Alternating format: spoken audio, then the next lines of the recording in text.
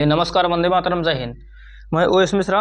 इस रीजनिंग के 5 मिनट के शो के अंतर्गत आप लोगों का हार्दिक स्वागत, नंदन वंदन अभिनंदन एवं इस्तकबाल करता हूं। जी हां, आपसे पेपर में जब इस प्रकार की आकृतियां पूछ ली जाती है, इसमें पूछ लिए जाते हैं कितने आयत हैं। तो यदि हम बात करें इसमें आयत की, तो इसके बेसिक्स फिगर दो फिगर इधर बनाए गए हैं। सबसे पहले इन बेसिक को ही समझने का काम करते हैं। तो चलिए, यदि बात करें इन बेसिक फिगर की, तो इसमें आपको आयतों की संख्या दिख रही होगी, 1 और 2 और एक पूरा बड़ा वाला 3। इस बेसिक फिगर में तो है 3। वहीं पर जब हम बात करते हैं दूसरे बेसिक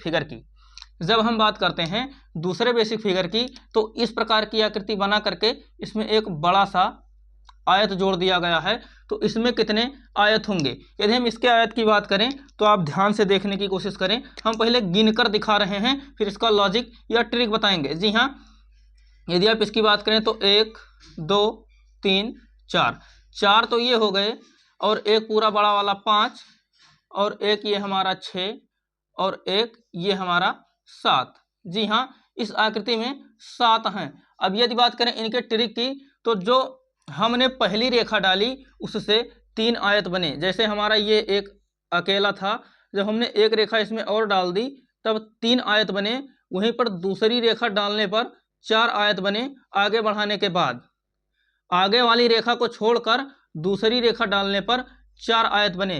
वहीं पर हम काम करने वाले हैं। यहाँ पर जब हमने पहली रेखा डाल दी तो हमारे बने 3 आयत।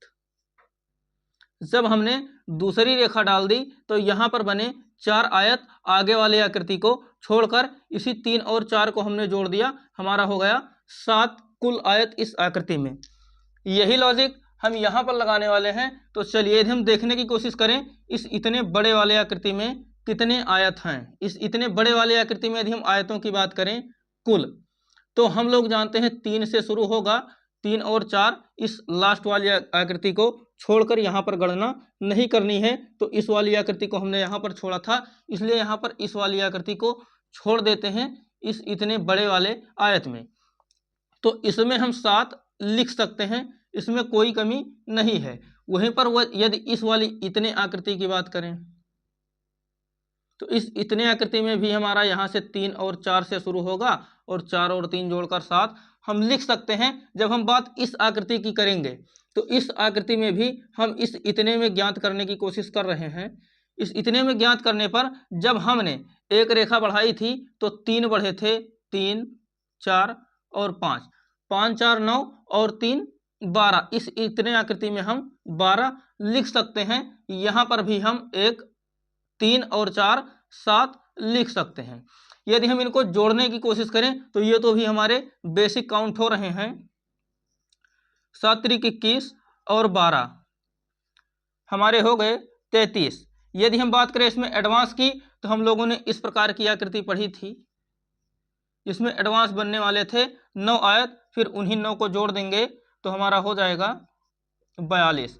इस आकृति में पूरे 42 आयत हैं। इसमें आप लॉजिक यही लगा सकते हैं, जब हम एक रेखा डालते हैं तो 3 आयत बढ़ जाते हैं। जैसे हमने इस आकृति में एक रेखा डाला था, इस आकृति में हम लोगों ने एक रेखा जब बीच में यहाँ पर डालने की कोशिश की थी तब 3 आयत बने थे। वहीं पर जब दूसरी रेखा डाला था तो 4 आयत बन गए थे, लेकिन अगली वाली आकृति को छोड़कर। तो हमने यहाँ पर भी वही काम किया, जब हमने एक रेखा डाला आयत में तो 3, फिर दूसरी रेखा हमारा 4 आयत बनाती है, लेकिन अगली वाली आकृति को लेकर। तो वही लॉजिक फिर आप पहले इसके बेसिक काउंट कर लीजिए, चारों आकृतियों में छोटे छोटे जितने बने हैं, फिर एडवांस काउंट कर लीजिए। जैसा कि हम लोगों ने इस आकृति को पढ़ा था, इसमें 9 आयत हैं, कुल आयतों की संख्या यहाँ पर 42 हो जाती है। अब इसी प्रकार की आकृतियां जोड़कर आपसे एग्जाम में पूछी जाएंगी। तो आप लोग जोड़ने में तो उस्ताद हो ही चुके हैं। तो आज हम लोगों ने वर्ग और आयत से संबंधित सारे क्वेश्चंस या सारे लॉजिक खत्म कर दिए हैं। आप लोग अब किसी भी बुक से वर्ग और आयत से संबंधित क्वेश्चन प्रैक्टिस कर सकते हैं। चलिए फिर मिलते हैं दूसरी क्लास में, तब तक के लिए गुड बाय।